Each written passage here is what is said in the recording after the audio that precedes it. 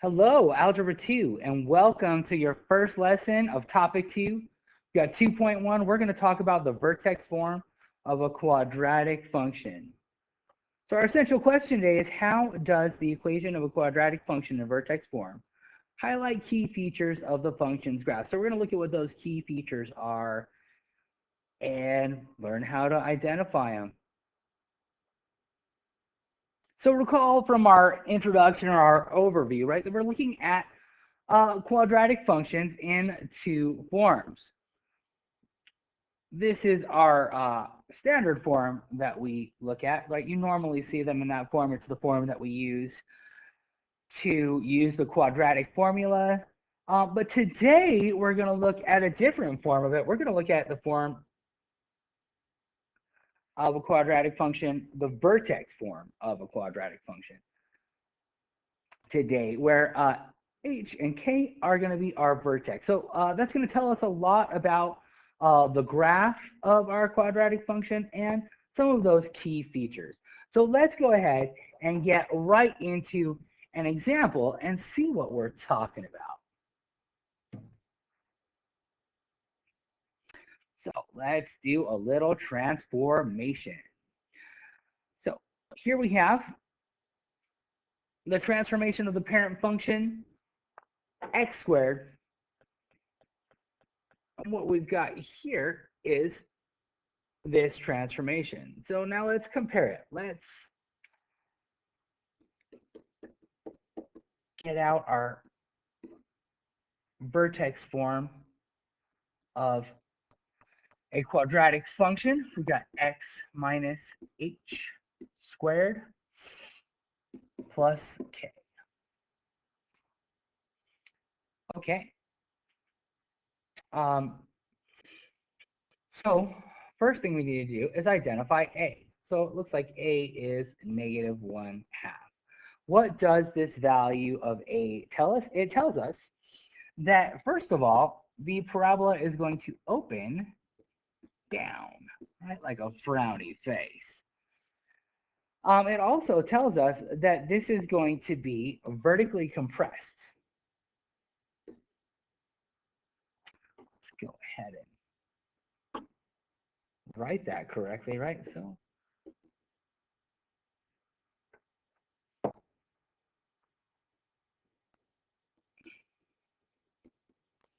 it's going to be vertically compressed. Probably likes a Y. Fantastic. All right, so what else can we see from this? And you can see what's going on with the graph on the right, that it looks like what this has done is it has shifted it to the left 2 units, right? And you're like, but it's a +2. Maybe you're thinking that, right? And just keep in mind that that's the same thing as a minus -2, right? And there's a minus sign in our original equation, right? So that this is going to tell us that this is going to be shifted right, or it's a horizontal translation, right, left. I have a hard time with my right and my left, I guess, but left 2 units. You'll notice that there's nothing out here, right? So that means that our value of k is 0, which means that there has been no vertical transformation, right? So what we're going to say are vertical translation, also a vertical transformation. Let's go ahead and write that though. So it was translated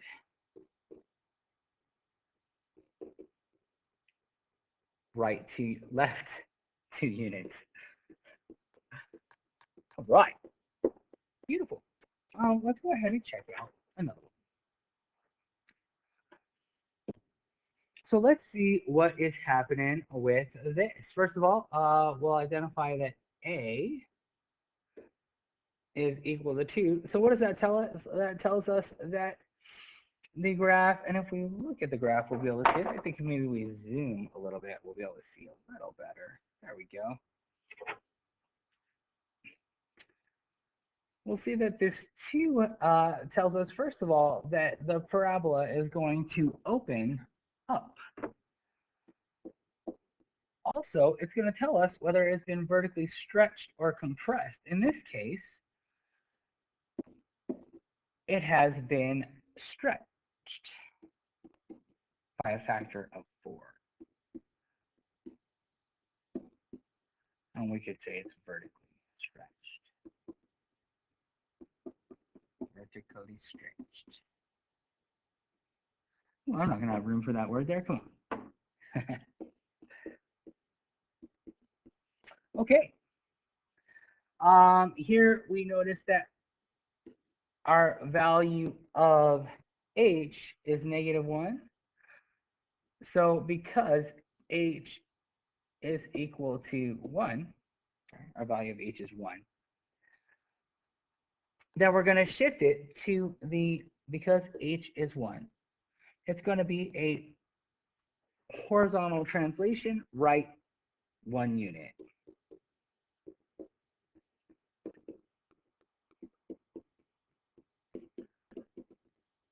And then we're also, in this one, going to have a vertical translation. And we're going to see that because it looks like our value of k is equal to -3. Awesome. And another way to look at your value of h, you could always look at this sign and just make h's sign the opposite, right? So if this value here is negative, then h is going to be positive. So it's another way to look at it, right? If this value here is positive, then h will be negative. So that might be another way to look at how to check the sign of h. Sorry, just saying that before we moved on to k. So k equals 3 tells us that this has been vertically translated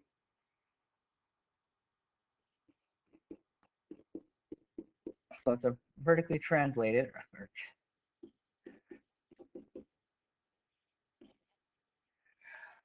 and that's going to be down 3 units because it's negative.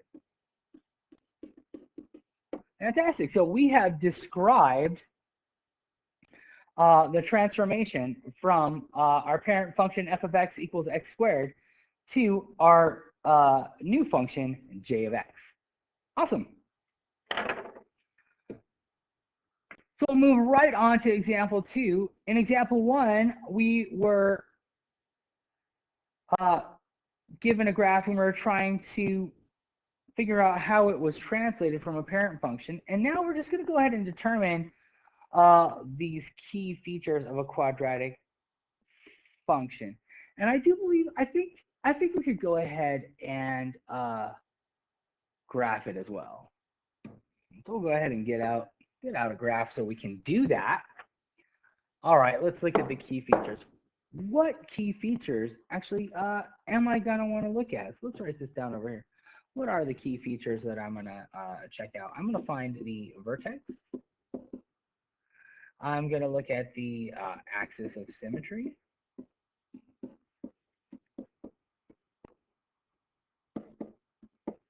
And I am going to look at domain.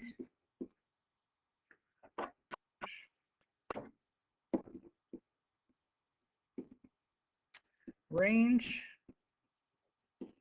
And we'll try to determine the max or minimum. All right, let's go ahead and get this done. So, recalling that these are in the form f of x equals 2 times x minus 3 squared plus, sorry, let's look at the general form, my bad. A x minus h squared plus k. Okay. So right away, we can determine that A is 2, H is positive 3. Remember, look at the sign of it and make it opposite. And then K is 4. And you're only doing that for H, right? K is positive in the equation, so K is going to be positive. So realizing that now what we have is that our vertex, then it has the coordinates H, K. So let's go ahead and find that. I think that that point lives right about there, right? The point 3, 4. We know because A equals 2 that this thing is going to open up, right? So it's going to look something like that, right? Yeah, it's not what it's going to look like. We can do better than that. But it's going to look something like that. So we know that normally, if this was a parabola, right, our parent function, if our point, right, in the origin of our parent function has these 2 points here at -1, 1, and at positive 1, 1, right? Normally. But our transformed equation has a 2 here, right? And what that 2 tells us is that this is going to be stretched by a factor of 2.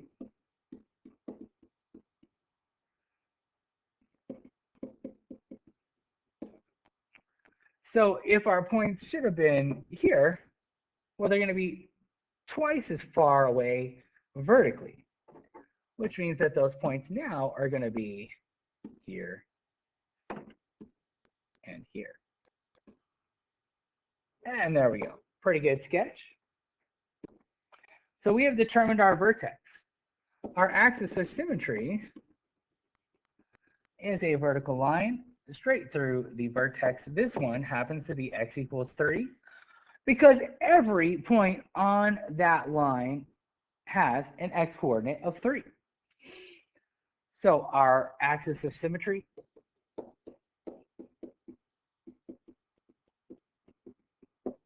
we've got at x equals 3.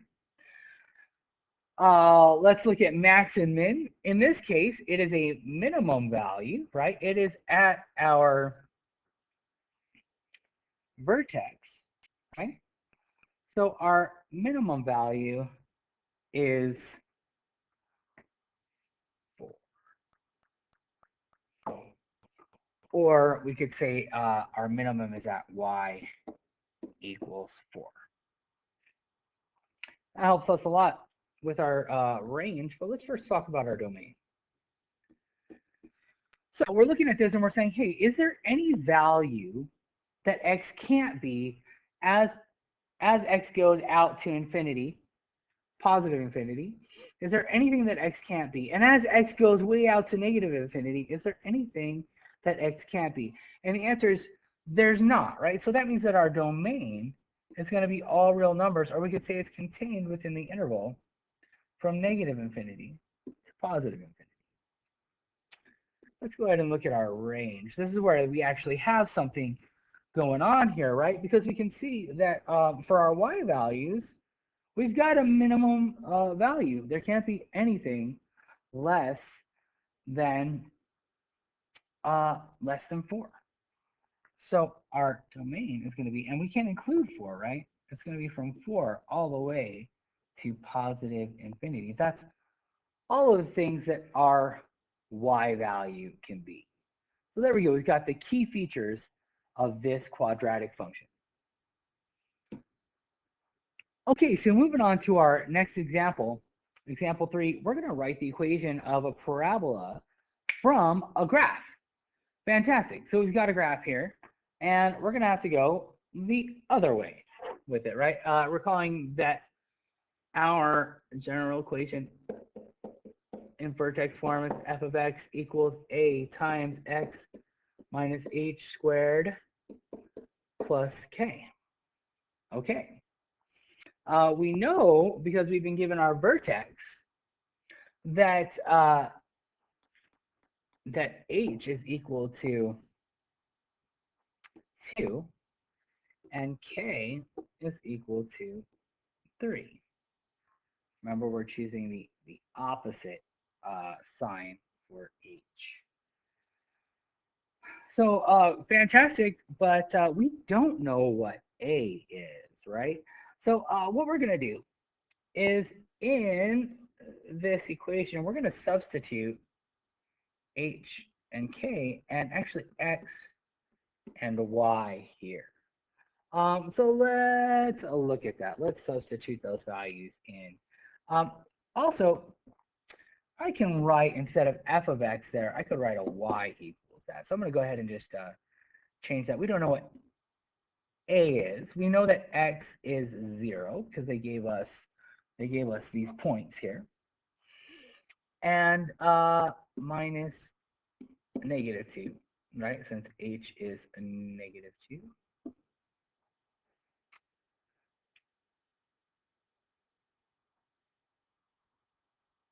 And sorry, this should be a -2. We're not plugging it into the equation right now. We're not creating a general equation. Plus 3. Sorry about that. Okay. Oh, I didn't substitute the y value in there. So y they gave us is a -1. And now we're going to solve this for a. Oh, and it needs to be squared, right? So -1 equals a times 2, right? A negative is a positive, squared plus 3. So -1 is a times 4 plus 3. -4 is equal to a times 4, right? When I add 4 to both sides, or subtract 3 to both sides, right? -1 minus 3 is this, a -4. That's how we got that. We'll divide both sides by 4. -4 divided by +4 is -1. So that's what a is.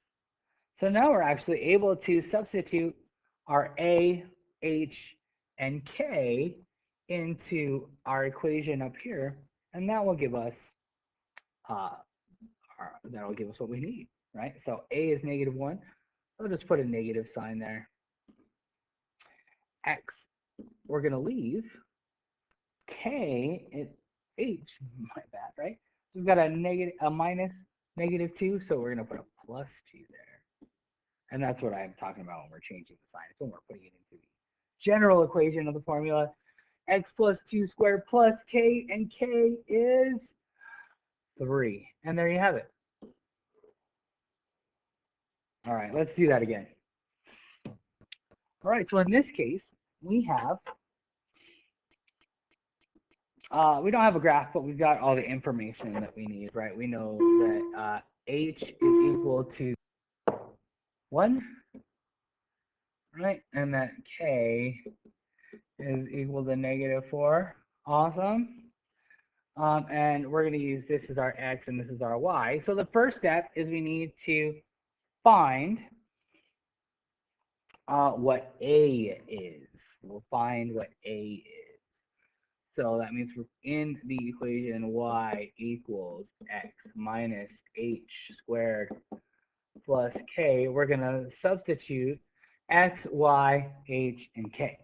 So y is -1. X is -2. H is 1. And k is -4. Let's go ahead and simplify. So that's -3 squared minus 4. I'm going to add 4 to both sides. That's going to give us 3. And -3 times -3 is +9. I left the a out of that. Good grief, because that's what we need. We're trying to find out what a is. So this is a times 9. We'll divide both sides by 9. Those are going to cancel. This becomes 1/3 when we simplify. So a is 1/3. Now that we know that, we're going to plug all those things back into our equation of a parabola or a quadratic function. in vertex form. There it is. So that means that f of x is going to be 1/3. So that means it's going to open up. We're not graphing it now, but it's cool to just pick that stuff out up. It's important to pick out just important characteristics of the graph, uh, even if we're just looking at an equation. So there it is. We have that equation in vertex form. All right, so now it's time to move right on to example number 4. We've got an application problem. Essentially, we're doing the same thing as we did in the last problem. And now we've got, some volleyball happening. Fantastic. Okay, so what have we been given? We've been given the vertex, right? So that means that h is equal to 1 and k is equal to 20. We've been given this other point, right? So we're going to use a value x equals 0, and we're going to use the value y equals 4. We're going to just do exactly what we did before and plug them into the equation y equals a times x minus h squared plus k in order to solve for a. And there's going to be one little step at the end, but we got this, right? So y is 4.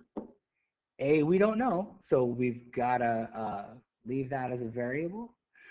We're going to substitute 0 in for x. For h, we're substituting in 1. K is going to be 20. Let's go ahead and solve this for a now. So that's a times -1 squared plus 20. I'll go ahead and subtract 20 from both sides and wind up with -16. And let's go ahead and also square that 1. -1 times -1 is 1. Oh, so that means that a must be -16. Awesome. So now we're going to be able to write this equation, and let's go ahead and write it right now. But then we're going to have to do something to it because we're wanting it in this standard form. So we've got f of x equals -16, right? A times x minus h, which we've given as 1, squared, plus k, which is 20. So there it is. We're being asked, though, to put it in the form y equals ax squared plus bx plus c. So let's go ahead and put it in that form. So we said we had f of x equals -16